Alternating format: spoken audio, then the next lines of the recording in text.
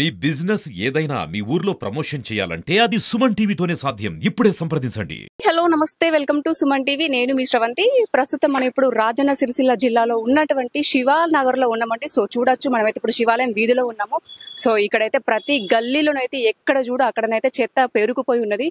So మనం చూద్దాము, ముందుకెళ్దాము, ఇంకెక్కడెక్కడ చెత్త అనేది పేరుకుపోయి ఉందని చెప్పేసి మనము వెళ్ళి చూద్దాము. ఎందుకంటే అసలు అధికారులు ఏం చేస్తున్నారండి, నేను వచ్చేటప్పుడు కూడా చాలా చోట్ల అయితే నాకు చెత్త కనిపిస్తుంది, మురికి కాలువలో నీరు కూడా కనిపిస్తుంది, అందులో పురుగులు కూడా కనబడుతున్నాయి.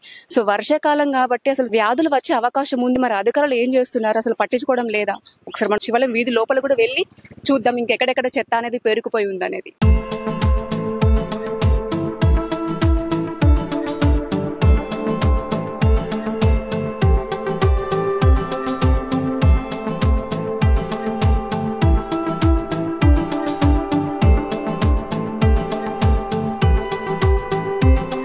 సో ఇప్పుడు ప్రజెంట్ శివాలయం గుడి ముందు ఉన్నాము. సో ఇక్కడ మనకు కనబడుతుంది ఎంత చెత్త అనేది పేరుకుపోయింది అనేది. ఎక్కడ చూడు అక్కడ ఈ శివానగర్ ఏరియాలో చెత్త అయితే చాలా వరకు అయితే పేరుకుపోయింది. మరి మున్సిపాలిటీ అధికారులు ఏం చేస్తున్నారు, అసలు మరి వారు పట్టించుకోవడం లేదు. ఒకసారి ఇక్కడ చూడొచ్చు, శివాలయం గుడి ముందే ఇది మనకి ఎంత చెత్త పేరుకుపోయి కనిపిస్తుంది. దాదాపుగా ఇది ఆ చెట్టు చూడండి ఎండిపోయి ఉంది. ఈ ఎండిపోయిన చెట్టు దాదాపుగా ఇక్కడికి ఎన్ని రోజులు అవుతుంది, ఇక్కడ మున్సిపాలిటీ సిబ్బంది ఎన్ని రోజులు అవుతుంది రాక అని చెప్పేసి అయితే మనకు తెలుస్తుంది. మొత్తం టోటల్ గా అయితే చెట్టు ఎండిపోయి కనిపిస్తుంది. చెత్త కూడా చాలా విపరీతంగా పేరుకుపోయింది. శివాలయం గుడి ముందే ఇలాంటి ప్రాబ్లం ఉంటే ఇంకా సిరిసిల్లాలో మిగతా కాలనీలలో ఇంకెంత చెత్త పేరుకుపోయి ఉండొచ్చు. ఒక శివానగర్ లోనే మనకి ఏ రకమైన చెత్త ఉంటే మిగతా కాలనీలల్లో ఇంకెంత చెత్త పేరుకుపోయి ఉండాలి.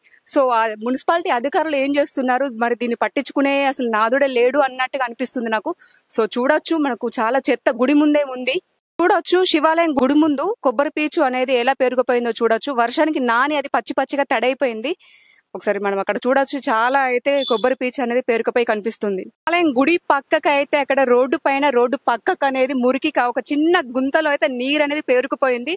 సో అందులో చిన్న చిన్న పురుగులు కూడా కనిపిస్తూ ఉన్నాయి. అవే మనకు డెంగ్యూ రావడానికి అయితే ముఖ్య కారణము. సో చూడొచ్చు, చిన్న పిల్లలు కానీ ఎవరైనా కూడా ముఖ్యంగా వర్షాకాలంలో చాలా చాలా జాగ్రత్తగా ఉండాలి.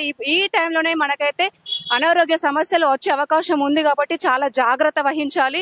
సో మున్సిపల్ అధికారులు కూడా దీనిపైన స్పందించి తక్షణమే దీనిపైన చర్య తీసుకోవాల్సిందిగా నేను కోరుతున్నాను. ఇక్కడ శివానగర్ లో శివాలయం గుడి ముందు అయితే ఒక మురికి కాలువలో మురికి అంతా పేరుకుపోయింది. సో చూడొచ్చు, అసలు మరి అధికారులు ఇక్కడికి రావట్లేదా, చూడడం లేదా, మరి వాళ్ళకి కనిపిస్తలేదా ఇక్కడ పరిస్థితి. పిల్లలు ఎలాగో వాళ్ళకైతే బయటనే ఆడుకుంటారు కాబట్టి ఈవినింగ్ టైంలో దోమలు కూడా విపరీతంగా పెరిగిపోయి వాళ్ళకి కుట్టి డెంగ్యూ మలేరియా వ్యాధులు అయితే సోకే అవకాశం ఎక్కువ ఉంది కాబట్టి సో అధికారులు ఏం చేస్తున్నారు ఒకసారి వచ్చి చూడండి ఇక్కడ పరిస్థితి. సో శివాలయం వీధిలో ఒక మురికి కాలువలో కరెంటు పోల్ అయితే పడింది. సో దీని వల్ల కూడా వచ్చే అంటే వాటర్ వస్తున్నాయి కాబట్టి దాన్ని కూడా ఎంత చూడండి, ఇక్కడ చూడొచ్చు మట్టి కూడా పడింది కింద. ఆ మట్టి వల్ల కూడా ఇంకెక్కువ చెత్త చెదారం పేరుకుపోయి మురికి నీరు అనేది అక్కడ స్ట్రక్ అయిపోతుంది. దాని వల్ల కూడా మనకి ఇబ్బందులు వచ్చే అవకాశం ఉంది.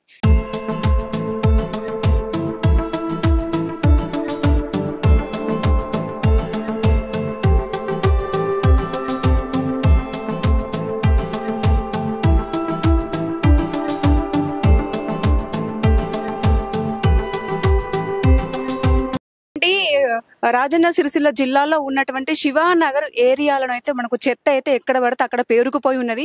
సో చూడొచ్చు, అక్కడ మురికి కాలువలో వాటర్ బాటిల్స్ మిగతా చెత్త కవర్స్ తో పాటు మురికి కాలువ కూడా నిండిపోయింది. సో దాని పక్కకు కూడా చెత్తనైతే విపరీతంగా కూడా పెరిగిపోయింది. సో చూద్దాం, ఇంకా మిగతా గల్లీలో కూడా మనం వెళ్ళి చూద్దాం ఎక్కడెక్కడ చెత్త పేరుకుపోయింది అని చెప్పేసి మనము ముందుకు వెళ్ళి కూడా చూద్దాం. ఈ శివానగర్ గల్లీలోనైతే ప్రతి గల్లీలోనైతే మూలకైతే చెత్త అనేది పేరుకుపోయి ఉంది. శివాలయం గుడి పక్కకే ఇల్లు ఉంది, వీళ్ళ ఇంటి ముందే అయితే మురికి కాలువ అనేది పేరుకుపోయింది. వీళ్ళకు కూడా ఇబ్బందులు ఎదురవుతున్నాయట. సో మనం ఒకసారి వీరిని కూడా అడుగుదాం. హలో అండి, నమస్తే, మీ పేరు? నమస్తే, నా పేరు కిషన్ అండి. కిషన్, సో మీ ఇంటి ముందే కదా, మరి ఏం చేస్తున్నారు? మరి మీరు మున్సిపాలిటీ అది వాళ్ళ సిబ్బంది వస్తారు, వాళ్ళకు చెప్పినామండి, వాళ్ళకి చెప్పినాం కానీ 2-3 సార్లు చెప్పినాం. వాళ్ళు వచ్చి తీస్తా అన్నారు కానీ రాలేదు. మళ్ళీ మరి వస్తారేమని చూస్తుంది, ఇంకా వస్తలేదు. 1 నెల రోజులు అవుతుంది. మెల్లగా వర్షాకాలం కదా, తీయమంటే కొంచెం అట్లా తీసేసి పైన తీసేసి వెళ్ళిపోయింది ఆయన. మళ్ళీ తీస్తా అన్నారు, రాలేదు మళ్ళీ.